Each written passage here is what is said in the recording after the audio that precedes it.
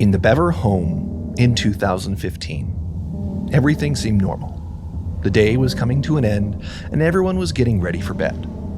Then, suddenly, the quiet family home quickly turned into something straight out of a nightmare when one of the kids let out a blood-curdling scream and made their way down the stairs of the home, with blood pouring from their slashed throat. Behind her, she was quickly followed by her two older brothers, who had just begun their vicious attack on the whole family. This is the Broken Arrow Killings. My name's Ben. I'm Nicole, and you're listening to Wicked and Grim, a true crime podcast. Warning, the following podcast contains graphic content and material intended for a mature audience. Listener discretion is advised.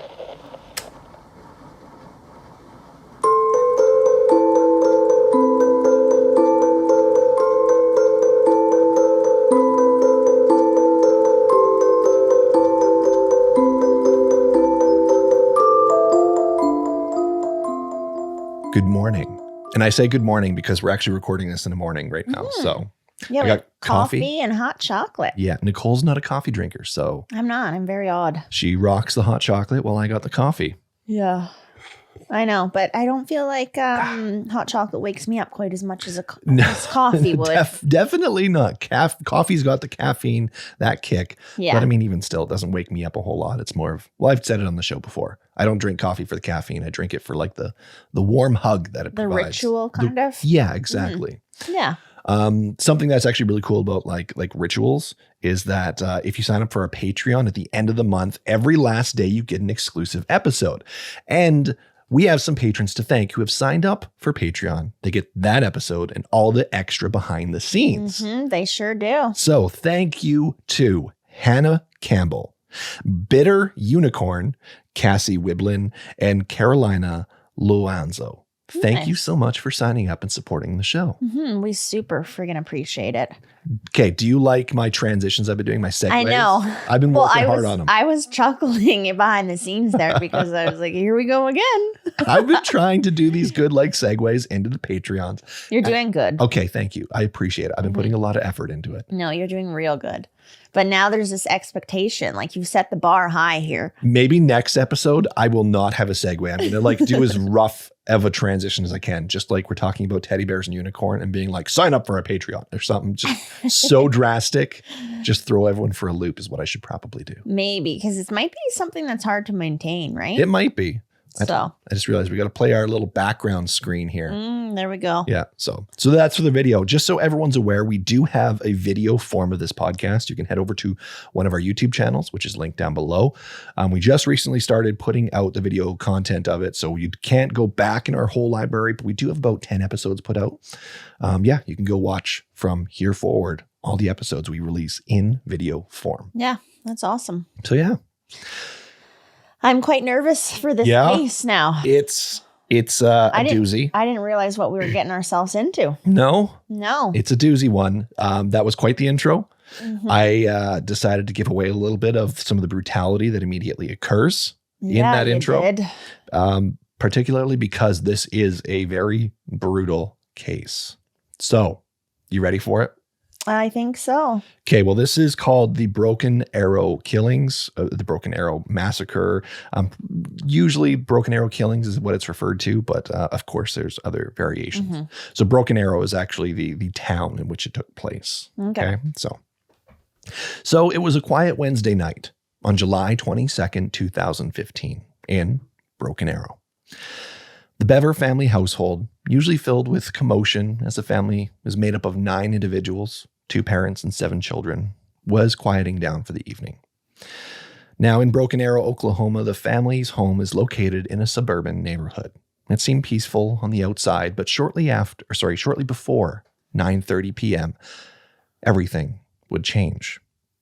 13-year-old Crystal Bever was headed upstairs to her brother's bedroom. She was headed up there with a simple request from their mother, some chores. Their mother, April Bever, age 44, had spent the week planning a birthday celebration for the youngest family member, Autumn, who was soon turning 2 years old. The house was filled with the usual pre-birthday excitement, yet a bit of tension lingered, something that was going unnoticed. Crystal entered her brother's bedroom. There she found her brother, 18-year-old Robert, and 17-year-old Michael, who had shared a bedroom. They were donning and assembling body armor on themselves. Now, this peculiar scene was not entirely new to her. It was something that they were recently diving into. The once quiet and introverted teens had developed this unsettling fascination with firearms, knives, body armors, and also serial killers in the recent months. Crystal had mentioned this to her parents before, a little bit concerned about it, thinking like it's kind of odd, a little bit creepy. But the parents, April and David Bever, their 52-year-old father, dismissed it. It's just kind of like, it's just a new interest. They're just exploring things. Boys get into liking knives or playing Call of Duty on Xbox and guns and all this sort of stuff. It's just kind of typical teenage behavior is what they figured it was. So Crystal walks into the room and sees this familiar sight of them wearing armor, having knives spread out on the bed. And she talks to her brothers and say, "Mom wants you to finish the dishes before you go to bed." Suddenly, one brother turns to the other and poses a bit of a question, something a little bit cryptic. He says, "Should we do it now?" Unaware of the impending horror behind that question, Crystal responded casually, "Well, I'm here now. What do you want?" Michael Bever signaled Crystal to check something on his computer screen. As she turned towards the illuminated monitor, Robert, the other brother, quietly approached from behind, took a knife, wrapped it around her, and slashed her throat with a knife in one swift motion.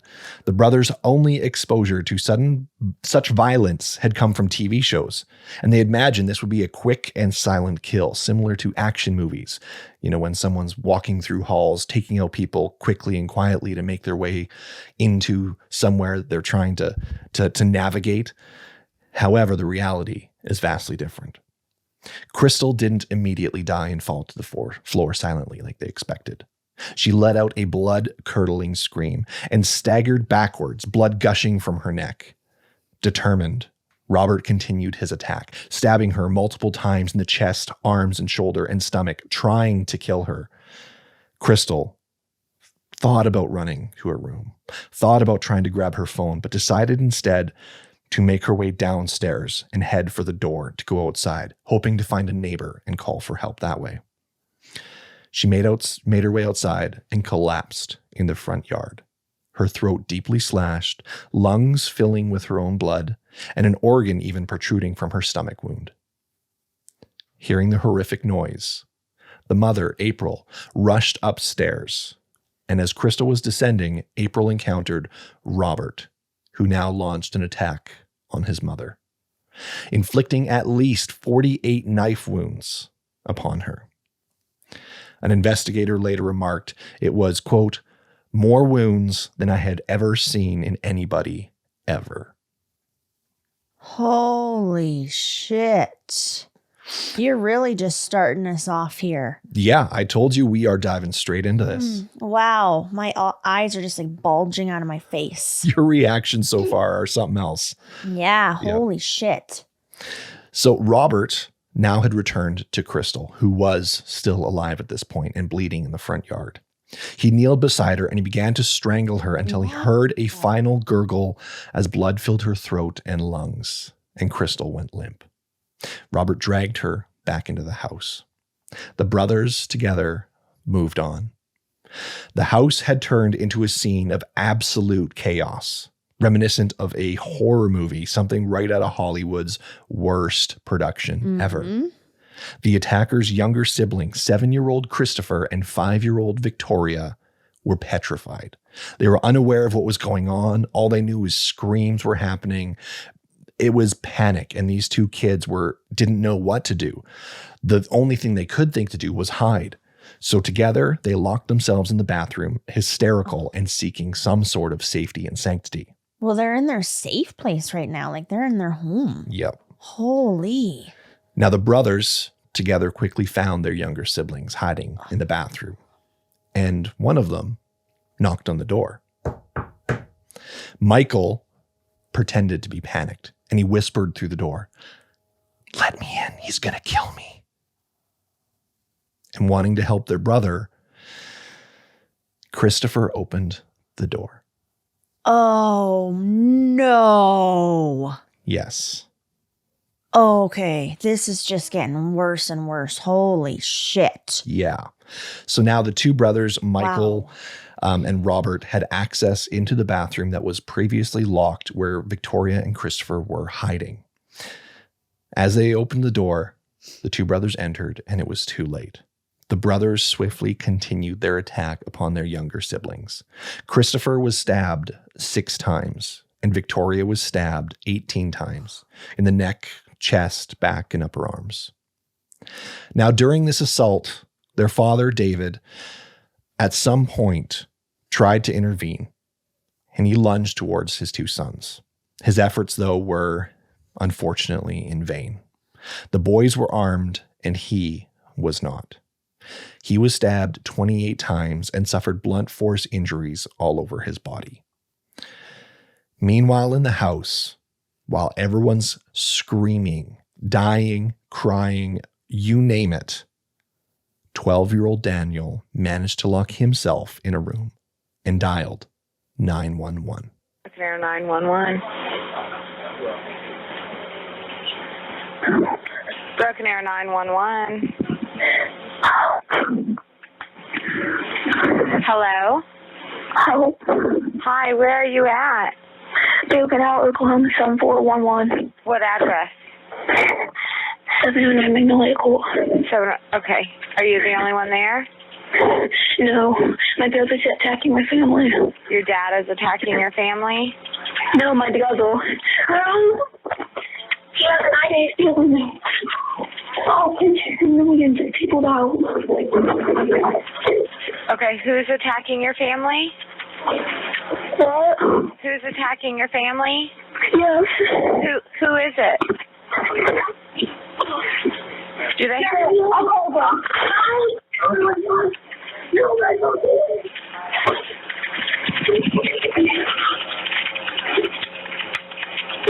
Are you there? Hello? Hi, what's going on there? What's going on there? Hello? Hello?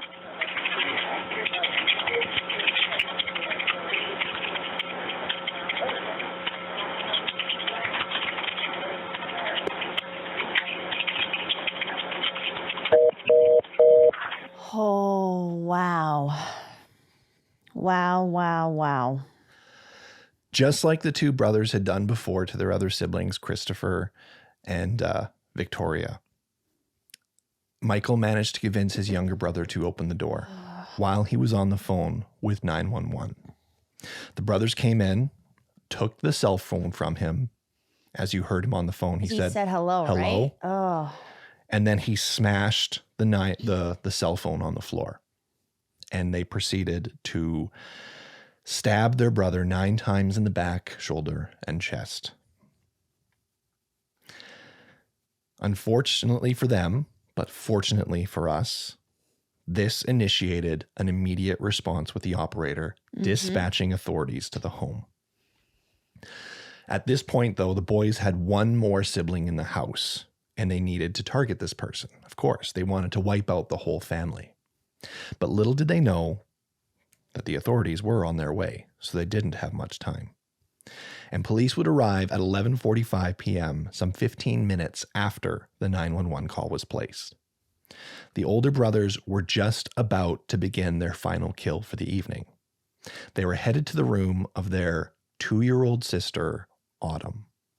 And the plan was to decapitate Autumn. Holy shit. Thankfully, the police began banging on the front door of the home, and it came just in time, and it scared the two boys, and they bolted out the back door of the home. Detective Brett Burton of the Broken Arrow Police Department responded to the call, and as he walked up the front steps of the home, he could see blood trailing into the home where Crystal had laid once and then been drugged back inside.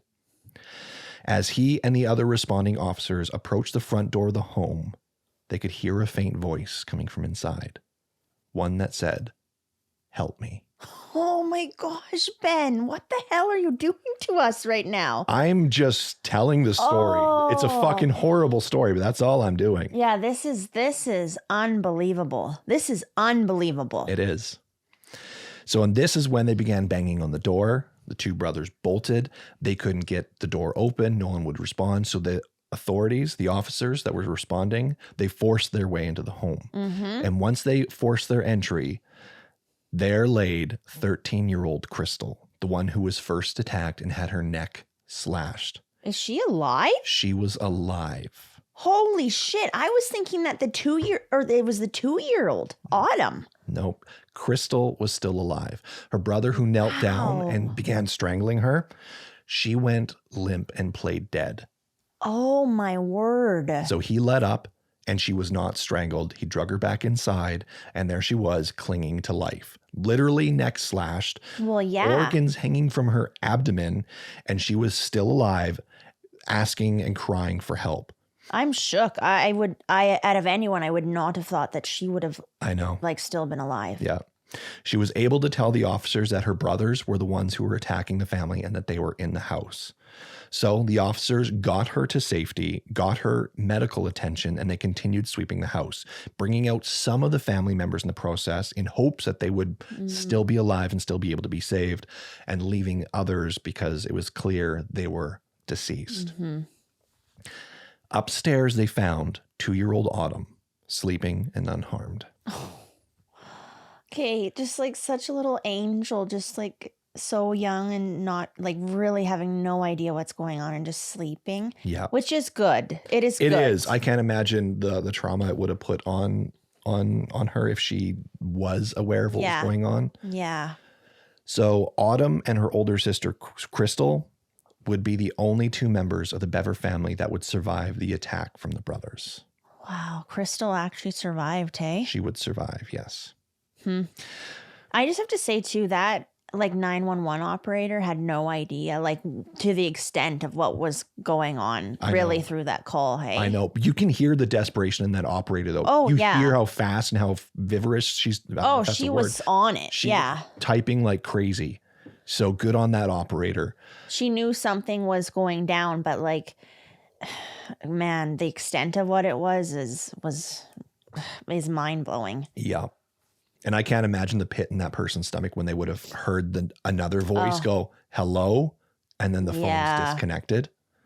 And then also, I just have to say one more thing. I'm shocked that I'm almost shocked that this carried on, because it's seeming like these boys don't really have any experience, and Crystal, to the extent of, not dying instantly. I'm almost surprised that they were this vicious and this I don't know the words, but to carry on through the whole thing like this I'm not sure what you mind-blowing. mean, to carry on. Well, that they weren't them killing their sister, that they just had so much brutality in them to carry on after the initial shock of seeing how it affected Crystal and okay, so it's her getting away and the blood coming out and everything. I'm shocked that they were able to just keep going. Go on to the next family member. Yeah. And the next, yeah. No. Really, I almost would think after listening to that, I'm okay, they're going to stop at this. This is shocking enough almost. Well, we'll get into some of that here soon a little bit. Actually, some of it in particular here is coming up almost immediately on their reaction, if you will. So we'll touch on that. So the officers went through the home and the house is now cleared, and the police knew that the boys escaped out of the back of the home rather obviously. And on the back of the home, there was some wooded property, and that's where they would be. So it now turned into a manhunt, but the manhunt would not last very long itself. With a canine unit brought in, the two were quickly located, hiding in the bushes not far from the home, and neither really resisted too much when they were found. Now, the photos of the two boys that were taken as they were arrested for evidence purposes that night, show the boys wearing their body armor underneath their t-shirts, one with his shirt tore up from the canine attack. But both of them were covered in mud and covered in blood of their family members. But the worst part of it all was their demeanor. A quote from an Corporal Leon Collin goes, quote, "They weren't upset. They weren't distraught. It's almost like they had a sense of cockiness. It looked to me like one of the boys had a smirk on his face. And very much so. You look at the photos, one of them, like neither of them were crying or upset, but one of them's just kind of like stone cold. And the other boy is 100% smiling." Seriously. Yeah. Holy shit. They must just have some sort of like just huge hatred towards their family or something, that they've just like developed this wall or something. You're not going to like the answer to that. But before we dive too much into that or any sort of aftermath, we're going to rewind a bit and we're going to talk about the events that led up to it all, which might give you some ideas on where that might head. Okay. So in the years before that fateful night, the Bever family led a secluded and quiet life in the Indian Springs neighborhood south of Broken Arrow. So they're not quite in Broken Arrow, just, on the outskirts by the sounds of it. Now, known for its serene residential vibe, if you will, its well-kept parks, middle-class demographic, Broken Arrow is the largest suburb of Tulsa and the fourth largest city in the state.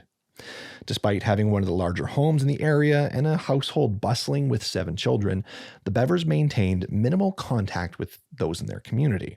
They kept to themselves. The children were rarely seen playing outside. The parents, they kept to themselves, and little was really known about the family's everyday activities. Now, this deliberate isolation was by design of the parents. April homeschooled her children and did not engage with local homeschooling groups like many others did, maybe feeding off each other educational-wise or layout-wise on how they're going to go about things or structure, whatever it was. April kind of headed it on her own. Now, April, however, was an active Reddit user where she frequently discussed topics related to homeschooling there, upbringing children, even premature births as well. The youngest child, Autumn, was born prematurely, which prompted April to establish a nonprofit organization called Autumn Hope, Inc. And this was done to establish families with, to assist families with premature babies, which freaking love that. That's awesome. Now, David worked as a technology consultant, and he and April encouraged their kids, particularly their 2 eldest, Robert and Michael, to pursue their interest in computer technology. Now, Robert and Michael were especially drawn to this, spending an extensive amount of time online watching YouTube videos, which led them to creating their own YouTube videos even. Being online, the boys began to dive into some more taboo topics, some things that were otherwise not really talked about in the home and things that the boys were somewhat shielded from as well, which led to them developing a fascination with some more violent type content.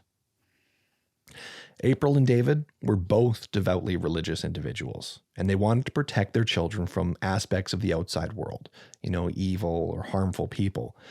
However, their leniency with technology had unforeseen repercussions.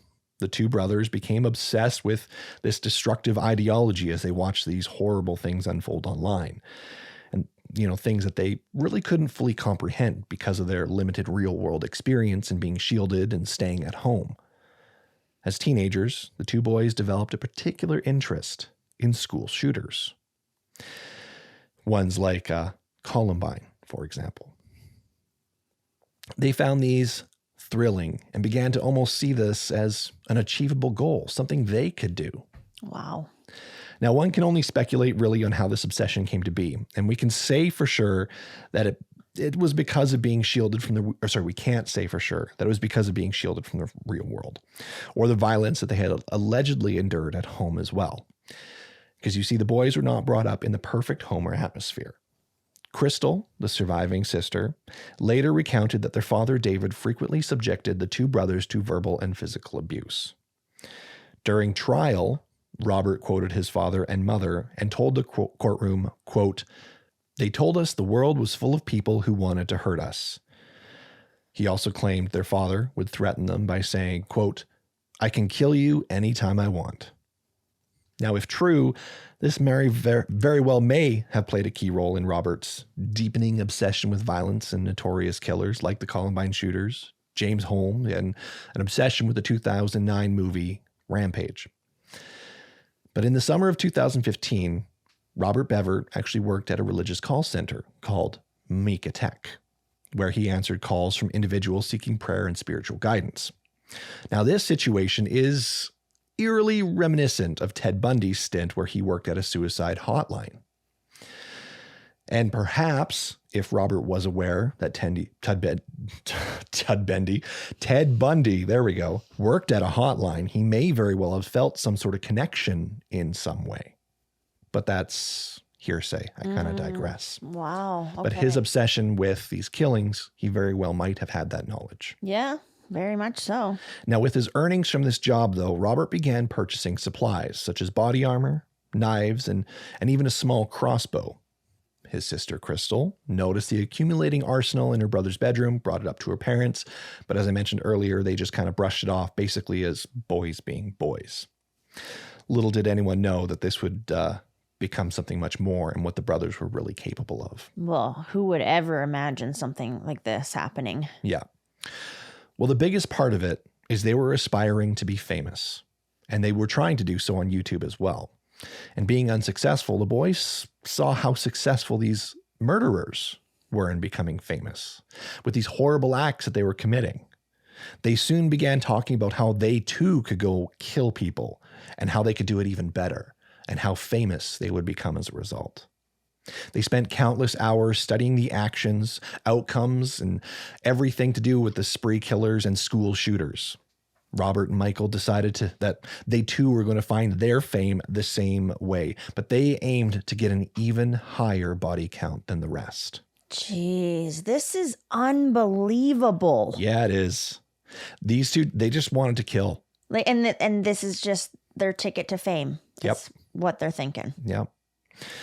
They wanted to stock up on weapons, and their plan was to drive across America, unloading and killing anyone they pleased as they did so.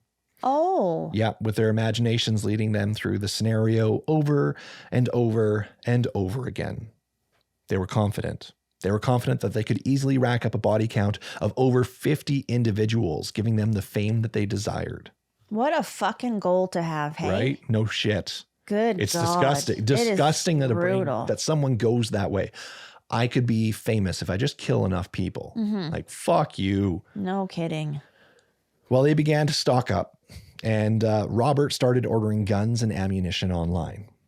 And allegedly, I didn't research this one so much, especially considering it's a bit of a taboo topic. It's kind of hard to really find out for sure unless you really go through application processes. And I'm not about to apply, especially not being a resident of the United States of America. But allegedly, Robert was able to order these things online without a license. Oh, okay. But in late July, he received a notification that a large shipment of ammunition would be delivered to their home on July 23rd. He quickly realized their parents would be wondering why exactly he had ordered so much ammunition, which was over 1,000 rounds of .45 caliber bullets and 250 12-gauge shotgun shells. And that is when he came up with the plan. He was going to get rid of his family so he could accept the shipment and get ready for his assault across the country. And so he did. Which brings us right up to where we left off, with an absolute massacre occurring inside their home and the boys being arrested in the woods. You good? I would not have even ever guessed that. Like, this is just getting more and more and more fucked. Yeah, it is. The reasoning is absurd. Oh, I got a package coming. My parents are going to ask questions. Maybe not let me accept I'll it just or whatever. kill the whole family? Yes, I'm going to kill everyone. Wow. And then they were planning to kill them, probably like just keep the bodies in the house and then go on their little adventure. I'll tell you about that here soon. Oh, thank goodness that one boy was able to phone the police, hey? Like, thank goodness. Yep. Now, the Bever brothers were arrested and taken to the Broken Arrow City Jail, where they were interviewed in the morning of July 23rd. Now, while the Broken Arrow Police Department released footage of Michael's interrogation, which is available on YouTube to watch, and I have watched it, it is unsettling. Good job on that interrogator, because I can't imagine being him. He did a very good job of playing buddy-buddy with him. Okay. And you could see on his face that a few times it's like fucking hurting him, because the cell phone was allegedly, it was Robert's cell phone that was like used in the call and smashed. And so he's describing like how he took the phone and he smashed it. And the interviewer's like, oh, well, whose phone was it? And Robert's like, it was mine. And the interviewer's like, oh, well, now you don't have a phone. He's like having to like joke about it. Like, and you could see like, he does not want to be laughing right now, but he's like making light of the situation to try and buddy him up and get more information. Yeah, he's just trying to like do his job the best he can. And he did phenomenal, but you can tell it was killing him on the inside. Painful for him, yeah. Sorry, that was Michael. Sorry, not Robert. That was Michael during the interview and doing that. But Robert, his interview was allegedly sealed by court order and has not been released to public. Allegedly, during his interview, Robert reportedly glorified and boasted about the murders vivorously, revealing his desire for fame and media attention. Okay, so they're like hiding that to kind of keep some sort of goodness in humanity. Yeah, it's like, well, you want fame and you're boasting like this? Yeah, you're not going to get it then. Yeah, fuck you. We're closing this. So Michael recounted that the planning began 2 months prior to the actual murder, when Robert discovered that the purchase of guns and ammunition online that he could do that without needing a permit. And their original plan involved killing their family, dismembering the bodies, and storing them in the attic. Oh my God. Afterwards, they intended to take the family's GMC Yukon on a cross-country killing spree towards Washington State, randomly shooting people at gas stations and restaurants along the way. Michael eventually disclosed that their ultimate goal was to achieve notoriety and, quote, set a record. Although he insisted that these ambitions primarily belonged to Robert. Michael claimed that he hadn't directly killed anyone and only participated under Robert's threat of death. Do you recall if Robert is he the older brother? I know there wasn't much age difference. Robert is the older. Robert is 18 and Michael is, I saw some reports of him saying 17 or 16. Okay. So he's either 16 or 17. So Robert is an adult. Michael is a juvenile. Okay. Which we talk about later. Now, however, detectives confronted Michael with Robert's statement that he hadn't really participated, that he had participated. So they're like, Robert says he didn't really participate. And it's like, oh, but he did. And so, yeah. And then Michael I keep getting the boys mixed up. Robert's the older, Michael's the younger. So they approached Robert. Michael said he didn't really participate. Okay. And then Robert is like, well, no, he did. And so they went back to Michael, and Michael admitted to stabbing his mother from behind. And it would later be proven with, forensic evidence that he did actively stab others as well. Yes. Okay. So he is playing light on his involvement. He is trying to definitely do that.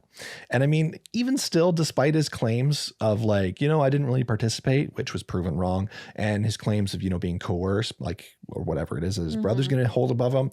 The evidence clearly shows premeditation and an active involvement in the murders. Like, not only did he participate in the planning part of the killing, and stabbing his family members. He didn't report it. He didn't do anything. He planned ahead with his brother, and he took part with his brother.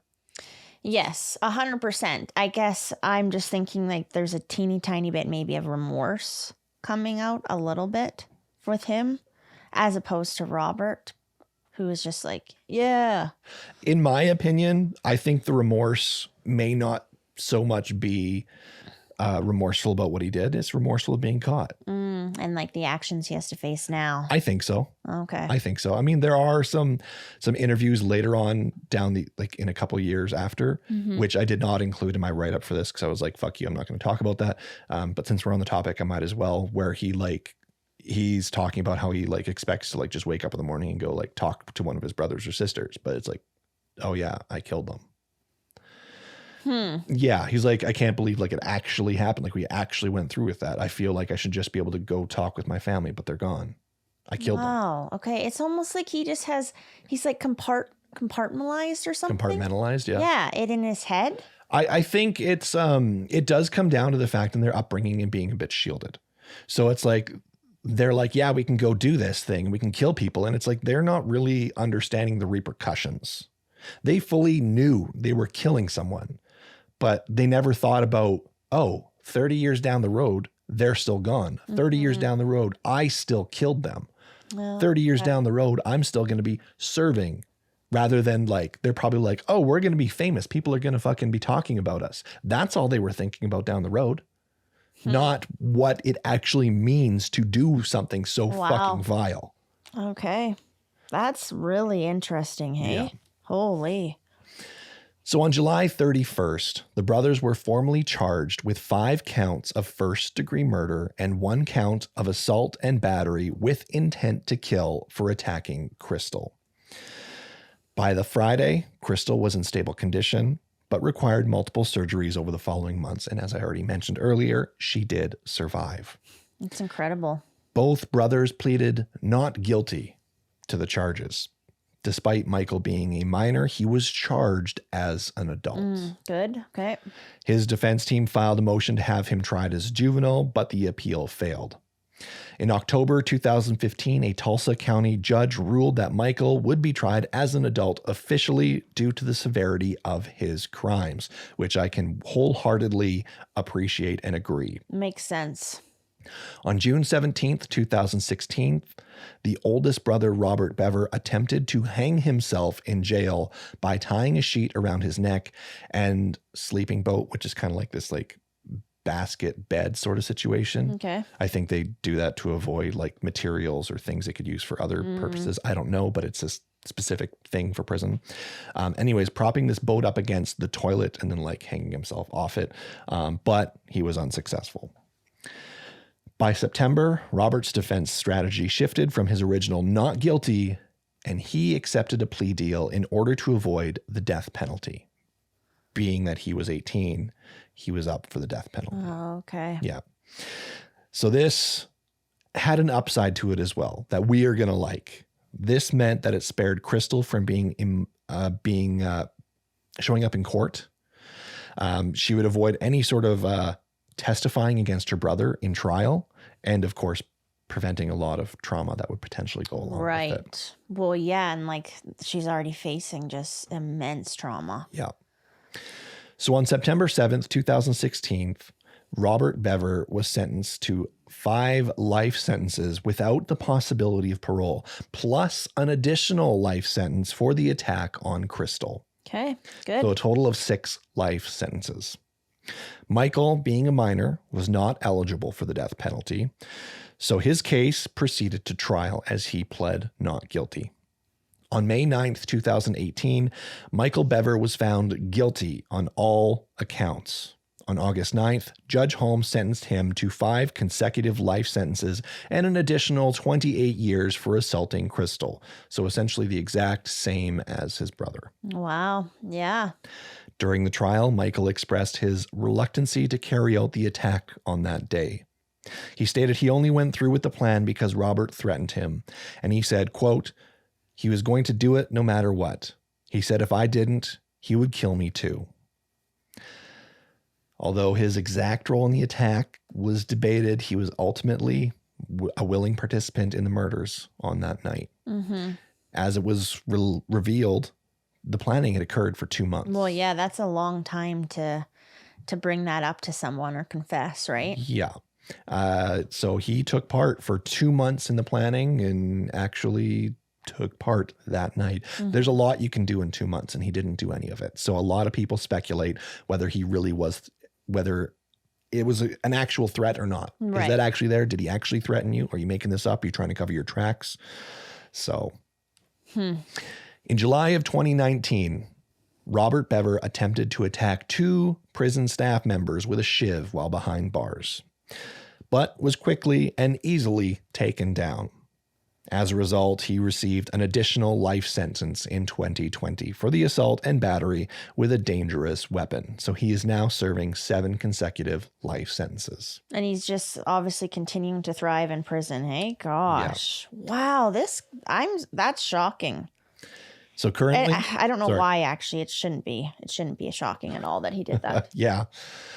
Currently, Robert is serving his sentence at Joseph Harp Correctional Center in Lexington, Oklahoma, while Michael is incarcerated at Lexington Correctional Center. The two were purposefully separated and will not be seeing the inside of the same prison ever. Okay, that's probably a good idea, hey? For yeah, sure. I think so, especially considering their history of planning shit together, you know?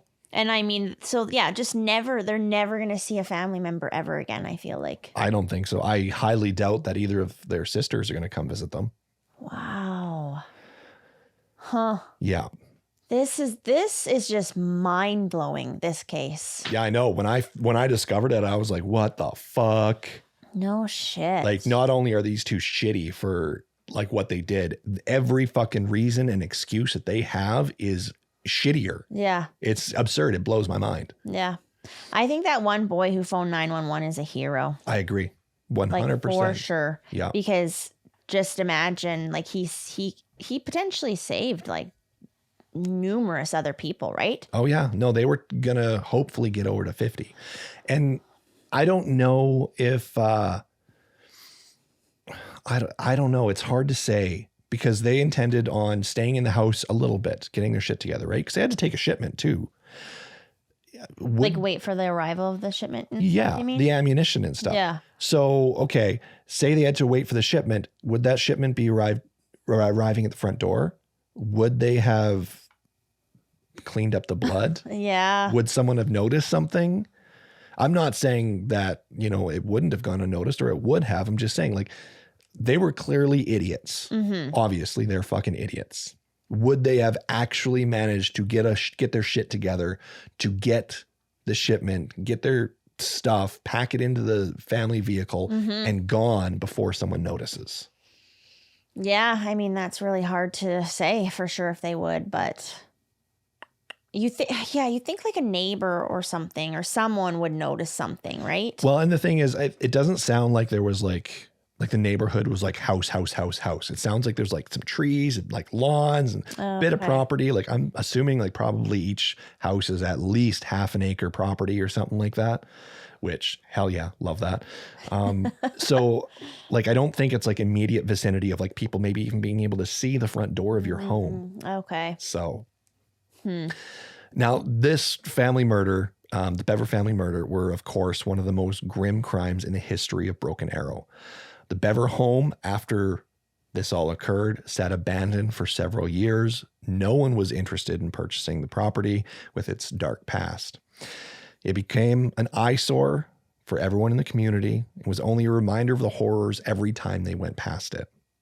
Eventually, under mysterious circumstances, the house burned down suddenly. Oh. Likely of arson. Probably, yep. And that occurred on March 18th, 2017. Huh. The following month, City Councilor Mike Lester raised enough money to purchase the property for the city. And 2 years later, on March 27th, 2009, Broken Arrow opened Reflection Park in memory of the victims and the first responders who reported to the scene where the house once stood. Okay, 2019? Yeah. Yeah. And so to quote that city councilor, he said, quote, "We can never erase the tragedy that occurred here, but we are making a statement with Reflection Park that we will not allow evil to define who we are and the high standards we hold as a community." Oh, that's really nice, actually. Hey. Yeah. So props to that city councilor. No kidding. And that is the case of the Broken Arrow killings. Huh. Wow. My heart just feels like so heavy right now. Like this is brutal. I feel like we haven't done this brutal of one in a while. Yeah. Like I could just sob right now. It's unbelievable. Yeah. It's unbelievable. It is. Everything about it is so fucking heavy. Everything right down to their reaction of, should we do it now? Like at the very beginning, like it's so casual. Which I believe was the younger brother turning to the older brother, like, should we do it now? And he's like, yeah. And then they clearly planned like how they're going to do this. They probably planned on calling someone in like, hey, check us out on the computer. Because that's what they just went into. They probably fucking rehearsed it, choreographed it or some shit. Oh, I mean, I am thankful that like Autumn has Crystal, right? So do I. But still. Well, and one of the details about this that is so fucked up is that they plan to decapitate Autumn, the 2-year-old sister, the youngest sister. Why?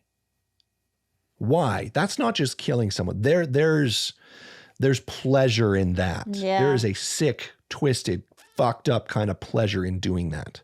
Well, like, because what did the siblings exactly do to them? You know, like you said that the dad, was a little bit abusive, right? Yeah. So it makes sense, but like, or I'm also thinking maybe they were super jealous potentially of like Autumn or the younger kids. Maybe they felt like the parents gave them more attention or they got more or something. None of that came up.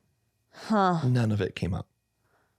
Yeah, because there's like so much hatred. A lot of them got stabbed like so many times, right? Which is like I don't think it was hatred. I personally don't think it was hatred. I don't think any abuse that they may have had from their father played any part in this. I think if it did, all it did was feed them to be a little bit aggressive. But I don't think any of it played out in hatred. If anything was hatred, it was they probably only did it to their father. Gosh, well, it's unfathomable to me though that this, like, it's just, I'm trying to like come up with reasons, but there's nothing. Well, that's why I think it's so fucked up that they're just going to decapitate a 2-year-old's head. Because why would there be hatred at a 2-year-old? Well, and you're going to do the most grotesque thing to them? What the fuck? Well, they maybe thought they could like more easily, right? Because they're smaller. To me, it's a statement of their legacy. They wanted to get so many kills, and they probably pictured what people are going to say when they find their family members in the home. Yeah. I think they did it with a specific intention of leaving behind a legacy. We stabbed them so many times. It was so brutal. We cut off a 2-year-old's head, and they fucking loved it. Yeah. Oh my gosh. Holy shit. I think it had everything to do with they were striving to, This, I don't know, this case to me is it's just something I just can't understand. No. Yeah. Yeah. So that's the case. Hopefully you got through it. Hopefully you're able to stomach this one. It is fucked up. These two are going to be behind bars for the rest of their fucking life, and good riddance. Mm-hmm. And like you said, hopefully they never do see another family member's face for the rest of their life. Yeah. Because they don't deserve it. No. And I hope so much that Autumn and Crystal live amazing lives, and they're there to support each other. I know. I really hope that their lives are good. Yeah. Oh, that would be my one wish for sure. Mm-hmm. So, wow. Anyways, thank you for being here. If you want to check out some of our links are down below. If you want to give us a rating, we appreciate ratings. You want to sign up for Patreon, that's available. You get some behind the scenes content. You get an extra episode at the end of the month, and we built up a bit of a library now over there. So you can go ahead and check that out. And that's all I really got. Yeah, I'm still okay. The thing about like presenting and just having to listen, right? There's a big difference because you know what's going to be said. Yep. And I'm over here just being like, what the fuck just happened? Yeah. For the most part, I've already processed all that what the fuck because I've been researching for days, right? So I've already gone through it. And you're sitting here gobsmacked at this point, just like, what the fuck? Very much so this episode. So I feel like, sorry if I'm just in the clouds right now. But anyway, that was good. I mean, you did a good job. You did a good job. Sorry, that came out really fucked up. That was horrific. Yeah. And thanks for that. And we will see you next time. Yeah. So until next time. Stay wicked.